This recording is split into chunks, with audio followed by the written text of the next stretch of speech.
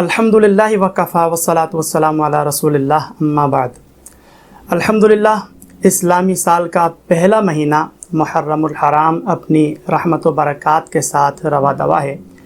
یہ وہ بابرکت مہینہ ہے کہ جس کی 10ویں تاریخ کو یوم عاشورہ سے تعبیر کیا جاتا ہے۔ اس دن میں یعنی 10 محرم الحرام میں روئے زمین پر بے شمار بڑے واقعات وقوع پذیر ہوئے ہیں۔ یہ الگ بات ہے کہ جب بھی محرم کی 10 تاریخ کی بات آتی ہے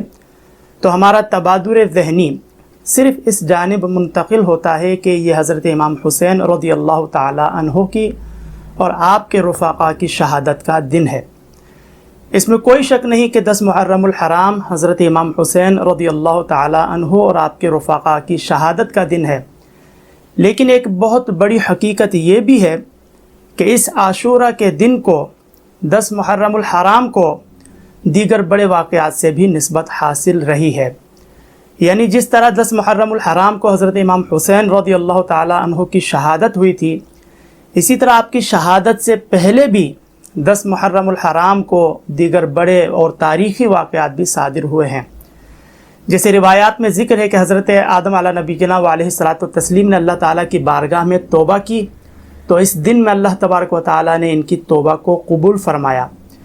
اسی طرح اس دن حضرت ابراہیم علیہ السلام اور حضرت عیسیٰ علیہ السلام کی ولادت بھی ہوئی، یعنی عاشورہ کے دن ان حضرات انبیاء کرام علیہم السلام کی ولادت باسعادت بھی ہوئی۔ اسی طرح حضرت موسیٰ علیہ السلام اور آپ کی قوم کو فرعون کے ظلم سے اسی دن نجات حاصل ہوئی، یعنی فرعون عاشورہ کے دن سمندر میں غرق ہوا اور ہلاک ہوا۔ اسی طرح اور بھی بے شمار بڑے اور تاریخی واقعات ہیں کہ جو عاشورہ کے دن واقع ہوئے ہیں۔ اس تمام گفتگو سے ہمیں یہ بات معلوم ہوئی کہ عاشورہ کا دن 10 محرم الحرام کا دن نہ صرف حضرت امام حسین رضی اللہ تعالی عنہ اور آپ کے رفقا کی شہادت سے منسوب ہے، بلکہ اور بھی بڑے اور تاریخی واقعات کو اس عاشورہ کے دن سے نسبت حاصل ہے۔ لہذا اس دن کو یعنی عاشورہ کے دن کو 10 محرم الحرام کے دن کو صرف شہادت حسین سے منسوب کر کے بقیہ تمام تاریخی واقعات کو بالکلیہ نظر انداز کر دیا جانا یہ درست نہیں، کیونکہ یہ حقیقت ہے کہ جب کسی ایک چیز کی اہمیت بیان کی جائے اور دیگر چیزوں کو بالکلیہ نظر انداز کر دیا جائے تو مرور زمانہ کے سبب پھر دوسری چیزوں کی اہمیت مفقود ہونا شروع ہو جاتی ہے۔ لہذا پھر ہونا یہی چاہیے کہ اس معاملے میں اعتدال کی راہ اختیار کی جائے اور شہادت امام حسین کے ساتھ ساتھ دیگر تاریخی واقعات کو بھی موقع محل کی مناسبت سے کچھ نہ کچھ بیان کیا جائے تاکہ ہمارے اذہان میں ان تاریخی واقعات کی اہمیت و افادیت باقی و برقرار رہے۔ تو خلاصہ کلام یہ ہے کہ عاشورہ کا دن خاص کسی ایک واقعے سے منسوب نہیں بلکہ بے شمار تاریخی واقعات سے اس دن کا تعلق رہا ہے۔ تو اس دن کی فضیلت میں سرکار دو عالم علیہ السلام ارشاد فرماتے ہیں کہ جس نے عاشورہ کا روزہ رکھا اس کے 1 سال کے گناہ معاف کر دیے جاتے ہیں۔ مراد یہ ہے کہ گناہ صغیرہ چھوٹے گناہ وہ معاف کر دیے جاتے ہیں، کبیرہ گناہ اس مقام پر مراد نہیں، جیسے چوری، جھوٹ، دھوکہ دہی، ڈاکہ زنی، حق تلفی اور اسی طرح کے بے شمار گناہ ہیں کہ جو گناہ کبیرہ میں شمار کیے جاتے ہیں، اور گناہ کبیرہ توبہ کے بغیر معاف نہیں ہوتے۔ اور توبہ کا مطلب ہرگز یہ نہیں کہ انسان صرف کانوں پر ہاتھ رکھ کر یہ کہے، زبانی طور پر رٹا لگائے توبہ توبہ توبہ، نہیں، بلکہ جب بھی توبہ کہا جائے تو اس میں 3 چیزیں ضروری ہے، 3 شرائط کا پایا جانا ضروری ہے۔ کوئی ایک شرط بھی کم ہوئی تو توبہ نہ ہوگی۔ پہلی شرط یہ ہے کہ اس گناہ پر ندامت ہو، شرمندگی ہو۔ دوسری شرط یہ کہ آئندہ اس گناہ کو نہ کرنے کا پختہ ارادہ بھی ہو، اور تیسری شرط یہ ہے کہ اس گناہ کے نتیجے میں جو کوتاہی ہوئی ہو اس کا ازالہ بھی کیا جائے۔ اگر کوئی ایک شرط بھی کم ہوئی تو وہ اصلاً توبہ ہی نہیں۔ مثال کے طور پر اگر کوئی شخص چوری کرتا ہے تو چوری کرنا گناہ کبیرہ ہے، اور پھر وہ کہتا ہے کہ میں نے توبہ کی، تو صرف اس کا زبانی طور پر یہ کہنا کہ میں نے توبہ کی تو یہ کافی نہیں، بلکہ ان 3 شرائط پر عمل کرنا بھی ضروری ہے۔ نمبر 1، چوری کرنے والا اس گناہ پر نادم ہو، شرمسار ہو۔ نمبر 2، چوری کرنے والا پختہ ارادہ کرے کہ وہ آئندہ چوری نہیں کرے گا۔ اور نمبر 3، جس کی چوری کی ہے، جس کا مال غصب کیا ہے، اس کو اس کا مال لوٹانا بھی لازم ہے۔ اگر کوئی چوری کرنے کے بعد نادم ہو، شرمسار ہو، آئندہ چوری نہ کرنے کا پختہ ارادہ بھی رکھتا ہو، لیکن جس کا مال چوری کیا ہے اس کو لوٹائے ہی نہیں، تو یہ اس کی توبہ بھی نہیں۔ اسی طرح دیگر گناہوں کا معاملہ ہے۔ تو خلاصہ کلام یہ ہے کہ حدیث مبارکہ میں جو یہ بات بیان کی گئی ہے کہ جس نے عاشورہ کا روزہ رکھا اس کے 1 سال کے گناہ معاف کر دیے جاتے ہیں، تو اس سے مراد گناہ صغیرہ ہے۔ یعنی اگر بلا عذر شرعی کسی واجب کو 1 آدھ بار چھوڑ دیا تو یہ گناہ صغیرہ ہے۔ جیسے با جماعت نماز ادا کرنا یہ واجب ہے،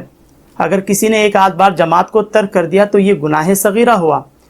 لیکن اگر کوئی بار بار جماعت کو ترک کرتا ہے، عادیت ترک جماعت بن جائے، تو اب اس کا یہ عمل گناہ کبیرہ میں شمار ہوگا۔ اسی طرح مرد کے حق میں چاندی کی 4.5 ماشہ انگوٹھی پہننے کی اس کو اجازت ہے جس میں صرف 1 پتھر لگا ہو، لہذا اگر کوئی 1 سے زیادہ انگوٹھی پہنتا ہو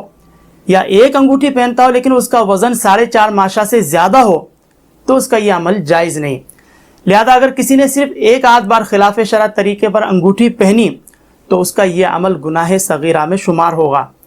لیکن اگر کسی نے اس کی عادت بنا لی، جیسے بے شمار لوگ یہ خلاف شرع طریقہ اختیار کرتے ہیں کہ 4.5 ماشہ سے زیادہ وزنی انگوٹھی پہننے کے عادی ہوتے ہیں، اور کچھ لوگ تو 1 سے بھی زیادہ انگوٹھی پہننے کے عادی ہوتے ہیں، تو ان کا اس عمل پر استمرار، ان کی عادت بنا لینا، اس پر مواظبت اختیار کرنا اس گناہ صغیرہ کو گناہ کبیرہ میں داخل کر دے گا، کیونکہ نبی کریم علیہ السلام ارشاد فرماتے ہیں کہ کوئی گناہ بار بار کرنے سے صغیرہ نہیں رہتا اور کوئی گناہ توبہ کے بعد کبیرہ نہیں رہتا۔ یعنی انسان جب صغیرہ گناہ بار بار کرتا ہے تو وہ صغیرہ گناہ کبیرہ بن جاتا ہے۔ پھر اس عاشورہ کی فضیلت میں سرکار دو عالم علیہ الصلوۃ والتسلیم ارشاد فرماتے ہیں کہ جس نے عاشورہ کے روز اپنے گھر میں رزق کی فراخی کی، اللہ تبارک و تعالیٰ اس پر سارا سال فراخی فرمائے گا۔ یعنی اگر کوئی شخص 10 محرم الحرام کے دن اپنے گھر میں خوب اچھے کھانے پینے کا اہتمام کرے تو اللہ تبارک و تعالیٰ سارا سال اس کے رزق میں وسعت فرمائے گا، کشادگی فرمائے گا۔ لہذا معلوم ہوا کہ جو دوست احباب رزق کی تنگی کا شکار ہیں ان کے لیے یہ ایک بہترین وظیفہ ہے کہ وہ عاشورہ کے دن گھر میں خوب اچھے کھانوں کا اہتمام کرے۔ انشاءاللہ اس کی برکت سے سارا سال رزق میں برکت ہوگی۔ پھر آخر میں ایک بات یہ بھی یاد رکھیں کہ جیسا کہ ہم نے بیان کیا کہ عاشورہ کا دن بڑی اہمیت کا حامل دن ہے، سابقہ امتوں میں بھی عاشورہ کے دن کو بڑے قدر کی نگاہ سے دیکھا گیا ہے، لیکن نبی کریم علیہ السلام کی تشریف آوری کے بعد اس امت محمدی صلی اللہ علیہ وسلم میں جو سب سے بڑا دل دہلا دینے والا واقعہ رونما ہوا وہ واقعہ کربلا ہے۔ یہی وہ دن ہے کہ جس میں نواسۂ رسول صلی اللہ علیہ وسلم حضرت امام حسین رضی اللہ تعالی عنہ نے اپنے رفقا کے ساتھ جام شہادت نوش فرمایا ہے۔ لہذا اس دن کی اہمیت کو مد نظر رکھتے ہوئے حضرت امام حسین رضی اللہ تعالی عنہ اور آپ کے رفقا کی ارواح کو خوب ایصال ثواب کا اہتمام کیا جائے، بالخصوص حضرت امام حسین رضی اللہ تعالی عنہ کی تعلیمات پر عمل کرتے ہوئے شرعی تقاضوں کے مطابق زندگی گزاری جائے۔